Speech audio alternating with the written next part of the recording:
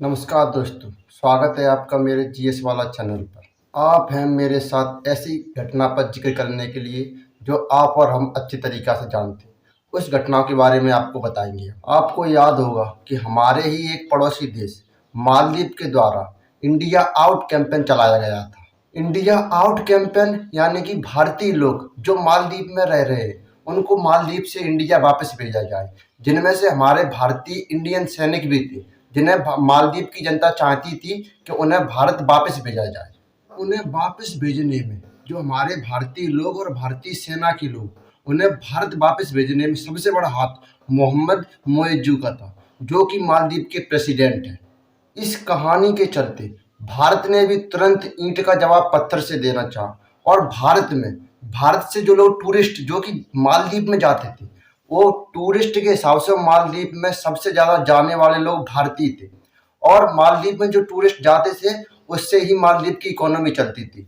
आज भारत से टूरिस्ट की दुनिया में मालदीव में जो पहले मालदीव में टूरिस्ट भेजने में दुनिया में सबसे ज़्यादा एक नंबर पे भारत आता था, आज वो टूरिस्ट की इतनी कमी कर दी गई है कि वहाँ पर भारत का नंबर 6वां नंबर आता है मालदीव में, जिससे मालदीव की आर्थिक रीढ़ टूट चुकी है और मालदीव में पैसे की बहुत ज़्यादा कमी हो रही है। भारत ने ही मालदीव को अब तक बचाया रखा था। मालदीव को टूरिज्म में पछाड़कर भारत के प्राइम मिनिस्टर ने मालदीव की जगह लक्षद्वीप को चुना है, जिससे मालदीव में टूरिज्म बहुत ही कम हो रहा है, क्योंकि अब भारत के लोग मालदीव जाना पसंद नहीं कर रहे बल्कि लक्षद्वीप को जाना पसंद कर रहे हैं। तो आपको याद ही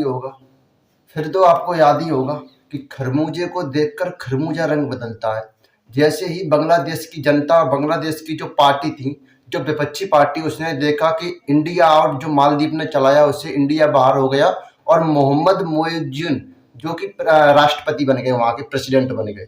तो वैसे ही खरबूजा को देखकर खरबूजा रंग बदलता है, वो कहानी तो सुनी होगी।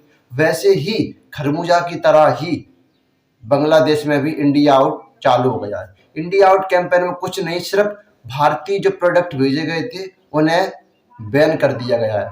बैन का मतलब कोई लेगा नहीं। हालांकि भारत के संग वहाँ की जो मुख्य पार्टी है वो अभी भी नेशनल पार्टी अभी भी भारत के साथ खड़ी है और जो विपक्ष की पार्टी वो भारत के खिलाफ जा रही है, क्योंकि विपक्ष की पार्टी पाकिस्तान और चीन के साथ रहती है। विपक्ष की पार्टी हमेशा भारत के खिलाफ गई है। बांग्लादेश में जो इंडिया आउट कैंपेन चलाया जा रहा है उससे वहाँ की प्राइम मिनिस्टर यानी कि वहाँ पे प्राइम मिनिस्टर शेख हसीना बहुत ही निराश हुई है और निराश होते हुए उन्होंने कहा है कि भारतीय सामानों की जलाने की बजाय वहाँ की साड़ियाँ भी जलाई जाएं जो विपक्ष की पार्टी की महिलाएं पहनती हैं। वो महिलाएं की जो कीमती साड़ियाँ हैं वो भी जलाएं। तो हम आपको ये सेशन बता रहे हैं। इस सेशन में बांग्लादेश का नक्शा बताएं कि बांग्लादेश भारत से किस दिशा में। तो भारत के मैप से पूर्व की तरफ चलते हैं तो एक देश दिखाई पड़ता है, दैट इज बांग्लादेश। किधर चलते हैं? पूर्व की तरफ चलते हैं तो बांग्लादेश दिखाई पड़ता है। अच्छा जी, बांग्लादेश का नाम बांग्लादेश कब पड़ा? बांग्लादेश का नाम बांग्लादेश सन 1971 में पड़ा था, जब भारत की अहम भूमिका थी। देखो, अब हम हिस्ट्री में शुरू में चलते हैं कि सन 1947 में जब भारत के दो विभाजन हुए थे, एक पाकिस्तान दूसरा भारत।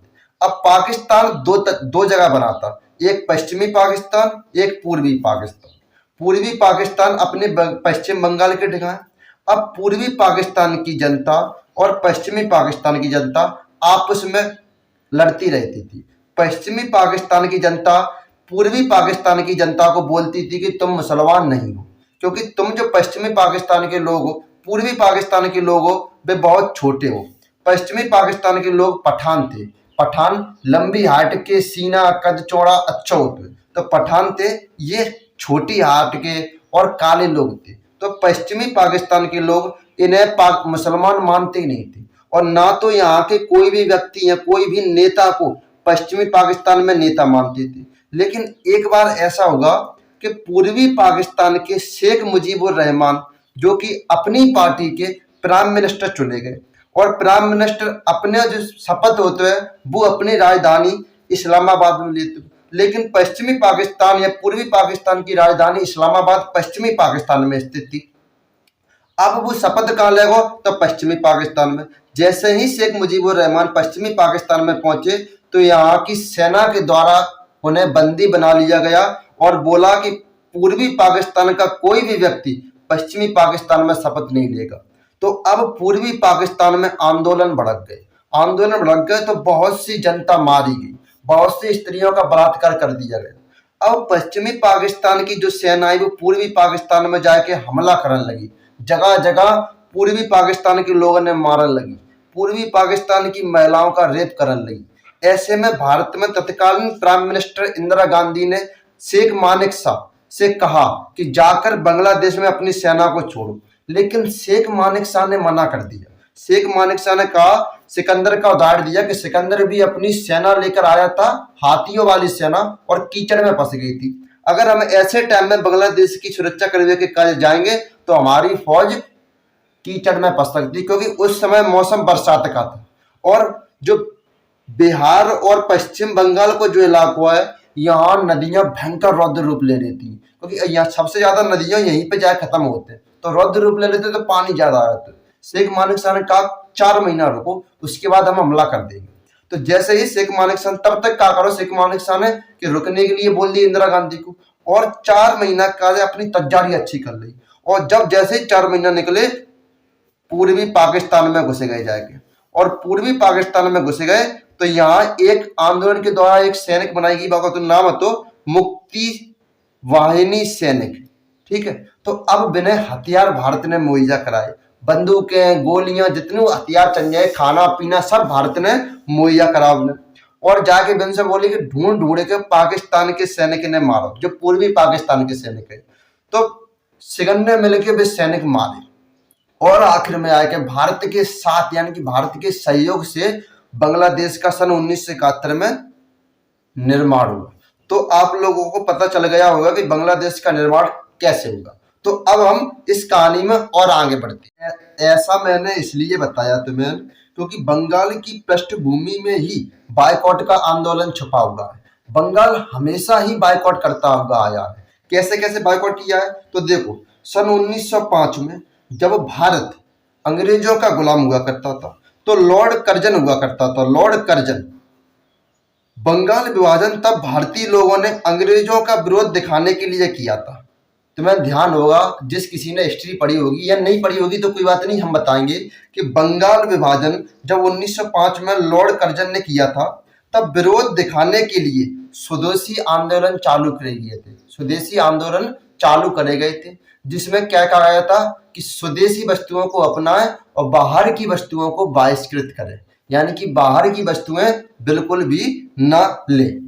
और विदेशी कपड़ों की होलियां जला दी गई थी बंगाल में। जब ना तो वो पूर्वी पाकिस्तान था ना ही बांग्लादेश था, तब कंप्लीट बंगाल था, तब भी 1905 में बाहर के जो कपड़े थे उनकी होलियां जला दी गई थी। यानी कि बंगाल के खून में ही बायकॉट लिखा हुआ है। तो तब बंगाल में था और आज बांग्लादेश में बायकॉट हो रहा है। मैंने ये सब इसलिए बताया क्योंकि अब आप उसे रिलेट कर सकेंगे कि क्या हुआ था और क्यों हुआ था। तो चलो अब इस सेशन में और आगे बढ़ते हैं और आपको इस सेशन के बारे में और अधिक जानकारी देते हैं। देखो, थोड़ा और इसके बारे में समझते हैं। क्या समझते हैं कि भारत से एक संतान निकली पाकिस्तान, और पाकिस्तान से एक संतान निकली कौन सी, बांग्लादेश। यानी कि बाबा को भारत, बाबा को मोड़ा यानी कि पुत्र को पाकिस्तान, और पुत्र को मोड़ा यानी कि पोता कौन, बांग्लादेश। तो बांग्लादेश और भारत के रिश्ते ऐसे हैं जैसे बाबा और पोता की हो। तो सब लोगों को पता होगा कि बाबा और पोता की आपसी घनिष्ठ संबंध ज्यादा रहते हैं पिता से, क्योंकि बाबा और पोता बहुत ही अच्छे संबंध रखते हैं एक दूसरे में। तो ऐसे ही संबंध भारत और बांग्लादेश के आज भी स्थित हैं। जैसे भारत के राष्ट्रपिता महात्मा गांधी हैं, ऐसे ही बांग्लादेश के राष्ट्रपिता हैं शेख मुजीबुर रहमान। और शेख मुजीबुर रहमान की ही पुत्री है, शेख मुजीबुर रहमान की ही पुत्री है शेख हसीना। शेख हसीना प्राइम मिनिस्टर है बांग्लादेश की, और पुत्री किसकी है, शेख मुजीबुर रहमान की। तो अब बांग्लादेश में 2 मुख्य पार्टियां हैं। 2 पार्टियों में से एक पार्टी का नाम है आवामी लीग पार्टी, जो कि शेख हसीना की पार्टी है, और एक पार्टी का नाम है बीएनपी, बांग्लादेश नेशनलिस्ट पार्टी। कौन सी पार्टी है, बीएनपी, बांग्लादेश नेशनलिस्ट पार्टी। ये मुख्य विपक्षी पार्टी है। ये खालिदा जिया के पति की पार्टी थी, यानी कि शेख मुजीबुर रहमान की हत्या करवाई थी जिया उर रहमान ने। कौन ने करवाई? जिया उर रहमान ने। और जिया उर रहमान की पत्नी का नाम था खालिदा जिया। इनकी ही विपक्षी पार्टी यानी इनकी ही पार्टी का नाम है बांग्लादेश नेशनलिस्ट पार्टी। और जो पार्टी प्राइम मिनिस्टर पर शेख हसीना है उनकी पार्टी का नाम है आवामी लीग पार्टी। अब क्या हुआ हाल ही में, इसके बारे में बताते हैं। हाल ही में यहाँ जनवरी में चुनाव हुए थे, तो यहाँ शेख हसीना प्राइम मिनिस्टर बनी। लेकिन खालिदा जिया का क्या कहना है कि 2024 में हुए इलेक्शन का बहिष्कार कर दिया गया। खालिदा जिया ने 2024 में जो इलेक्शन हुए थे उसका पूर्ण बहिष्कार कर दिया। जो प्राइम मिनिस्टर बनी है शेख हसीना, जो चुनाव जीती हैं, उस चुनाव में जो मूल विपक्षी पार्टी थी वो चुनाव ही नहीं लड़ी थी, बहिष्कार कर दिया था पूरे चुनाव का। खालिदा जिया का कहना है कि आपने सरकार को तब तक नहीं छोड़ा जब तक चुनाव नहीं हो गए। यानी कि समझ में नहीं आया तो हम तुम्हें समझाते हैं। अंतरिम सरकार बनती है यहाँ पर, जैसे पाकिस्तान में अंतरिम सरकार बनती है ऐसे ही यहाँ पर भी अंतरिम सरकार बनती है। अंतरिम सरकार क्या है उसे समझो। जैसे भारत में अब आचार संहिता लागू है, तो भारत में जितने भी काम होंगे वे सब चुनाव आयोग देखता है। भारत में अंतरिम सरकार नहीं बनती, लेकिन पाकिस्तान में अंतरिम सरकार बनती है। जैसे कि अभी पाकिस्तान में चुनाव हुए थे, तो पाकिस्तान में एक व्यक्ति जो कि किसी भी पार्टी का नहीं रहेगा वो जाकर पीएम बन गया, तो उसे अंतरिम सरकार कहते हैं। यानी कि जो पार्टी के पीएम बने थे पहले, और जैसे ही चुनाव होगा तो वे अपने पद से इस्तीफा दे देंगे और चुनाव के बाद दोबारा पीएम बनेंगे। लेकिन भारत में ऐसा नहीं होता। भारत में जो पीएम है वही पीएम रहेंगे, तब तक रहेंगे जब तक कि दोबारा चुनाव नहीं हो जाएगी। लेकिन ऐसी स्थिति में जब आचार संहिता लागू होगी तो आचार संहिता में चुनाव आयोग सवरे नियम कानून देखेगा। ऐसे सिस्टम में बांग्लादेश नहीं है। बांग्लादेश भी पाकिस्तान वाले सिस्टम में कि जब चुनाव होंगे तो एक अंतरिम सरकार गठन करी जाएगी, लेकिन वहां के संविधान में ऐसा लिखित नहीं है। वे दोनों केवल मानते हैं। तो शेख हसीना का कहना है कि जब संविधान में ही लिखित नहीं है तो फिर हम अंतरिम सरकार का गठन क्यों करें। लेकिन जब खालिदा जिया ने अंतरिम सरकार की मांग की तो शेख हसीना ने खारिज कर दी, और खारिज करने के बाद शेख हसीना ही पीएम बनी रही, तब तक चुनाव नहीं हो गए। इस उपेक्षा से खालिदा जिया ने 2024 का चुनाव बहिष्कार कर दिया कि हम चुनाव में भाग ही नहीं लेंगे। आई समझ में? चलो और इसके बारे में और आगे समझते हैं। और जैसे ही खालिदा जिया ने चुनाव का बहिष्कार किया तो चुनाव के साथ साथ खालिदा जिया ने भारत का भी बहिष्कार करना शुरू कर दिया। क्योंकि जब शेख हसीना प्राइम मिनिस्टर बनके प्राइम मिनिस्टर की शपथ ली थी तो भारत के प्राइम मिनिस्टर ने, आप लोगों को हम सब बाकायदा बताते चलेंगे, भारत के प्राइम मिनिस्टर ने शुभकामना दी कि 5वीं बार आप बांग्लादेश की प्राइम मिनिस्टर बनेंगे। तो इस चीज से गुस्सा होकर खालिदा जिया ने भारत बायकॉट का ट्रेंड चालू कर दिया। चलो अब मैं बताता हूं कि ये हंगामा क्यों हो रहा है।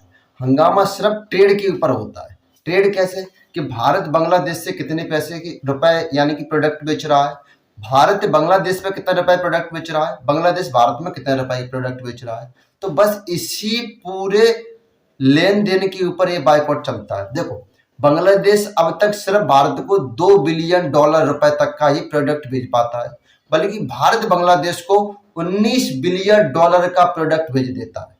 आई समझ में? तो भारत को ज्यादा फायदा है बांग्लादेश से, लेकिन भारत से ज्यादा प्रॉफिट चीन कमाता है। चीन $26 बिलियन यानी कि $26 बिलियन का सामान बांग्लादेश को भेज देता है अब तक। तो जो क्या है कि खालिदा जिया की सरकार है वो चीन समर्थक सरकार थी, तो खालिदा जिया चीन का बहिष्कार नहीं करेंगे, लेकिन भारत के जो प्रोडक्ट है उनका बहिष्कार करेंगे। इसी बीच क्या होगा कि बांग्लादेश के कुछ लोगों ने प्रोटेस्ट करना शुरू कर दिया। और इसमें ट्विस्ट देखो, जिया उर रहमान के बेटे ताहिर उर रहमान ने, जो कि विदेश में बैठे बैठे ही बांग्लादेश को बैकग्राउंड से लीड कर रहे हैं। जैसे ही ताहिर उर रहमान का विरोध शुरू हुआ वैसे ही बीएनपी के पार्टी के एक नेता को बुलाया गया। उन नेताओं का नाम था रूहुल कबीर रिजवी। क्या नाम था? रूहुल कबीर रिजवी। इस व्यक्ति ने इससे पूछा गया कि शेख हसीना का विरोध करते करते आप इंडिया का भी विरोध करने लगे हैं, यानी कि शेख हसीना का तो तुम विरोध कर ही रहे, लेकिन साथ में इंडिया के प्रोडक्ट का यानी कि इंडिया का भी विरोध करने लगे हो। तो वो बोले, कौन बोले? रवील कुब्जी बोले कि हमारा कोई विरोध नहीं है भारत से, ये कटिंग फरवरी की बात है। और इससे 1 महीने के बाद ही ये मामला धीरे धीरे टूल पकड़ने लगा और रूहुल कबीर रिजवी जो फरवरी में बोले थे कि हमारा कोई विरोध नहीं है इंडिया से, वो खुद आकर उन्होंने कश्मीरी शॉल जला दी। ये बात है 20 मार्च की। आई समझ में? जो खुद बोल रहे थे रूहुल कबीर रिजवी कि हमारा कोई विरोध नहीं है इंडिया से, ये फरवरी की कटिंग है, और उन्होंने आकर कश्मीरी शॉल जला दी, ये मार्च की कटिंग है। तो इस कहानी में और ट्विस्ट बढ़ गया। उम्मीद है अब आपको बांग्लादेश की वर्तमान स्थिति समझ में आ गई होगी। वहां पर भारत के प्रोडक्ट का क्यों बायकॉट किया जा रहा है, ये समझ में आ गया होगा। अब तुम्हें आगे बताते हैं इस सेशन में क्या होगा। अब उस दिन के बाद वहां पर शेख हसीना जो कि वहां की प्राइम मिनिस्टर है, खुद निकल कर आती हैं और कहती हैं कि बीएनपी वाले भारत का विरोध करते हैं। बस मैं उनसे ये कहना चाहूंगी कि जितने भी बीएनपी वाले, वो सबसे पहले अपनी पत्नियों की साड़ी जला दे। वो साड़ी भी भारत से ही बन के आती है। देखो, भारत से बांग्लादेश में 60% यानी अगर बांग्लादेश में 100% साड़ियों में से 60% साड़ी भारत से ही बन के जाती है। मसाले भारत से बन के जाते हैं। मसाले, जितने भी मसाले हैं, सबसे ज्यादा मसाले भारत से बन के जाते हैं। सबसे ज्यादा साड़ियां भारत से बन के जाती हैं। तो जो महंगी महंगी साड़ियां सब जो नेताओं ने अपने घर में अपनी बीवियों के लिए खरीदी थी, वो भी जला दें। तो शेख हसीना के जवाब के द्वारा अब बांग्लादेश के लोगों जो बीएनपी के सदस्य थे, उन्होंने घिसी पिटी साड़ियां जलानी शुरू कर दी। घिसी पिटी जो पहुंचा के काम में आती, महंगी महंगी साड़ियां नहीं, घिसी पिटी साड़ियां जलानी शुरू कर दी, प्रोडक्ट दिखाने के लिए कि शेख हसीना ने जो बात कही थी, लो हम अपनी पत्नियों की साड़ियां जलाते। बस जो पुरानी पुरानी केवल बस। तो आपको पूरा सेशन समझ में आ गया होगा। अगर सेशन अच्छा लगा तो अपने साथियों को शेयर करें और प्लीज़ सब्सक्राइब जरूर करें। जय हिंद।